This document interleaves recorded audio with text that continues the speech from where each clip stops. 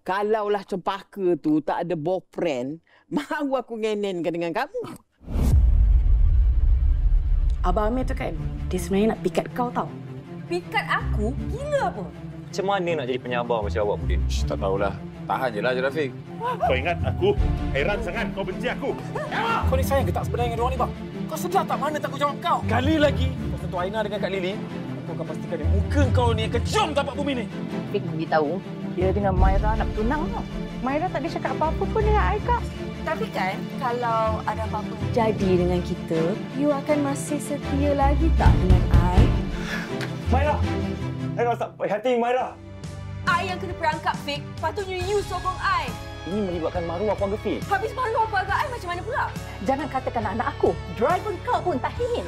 Kaulah yang hancurkan hubungan aku dengan Rafiq, Budin. Alah, sekadar Budin kan? Esoklah aku boleh kahwin dengan dia. Soal jodoh, ajal, rezeki, maut, semua Allah yang menentukan. Aku cabang kau. Kalau kau hebat sangat, kau kahwinlah dengan dia. Perempuan murah macam kau ni, dia pun tak ingin.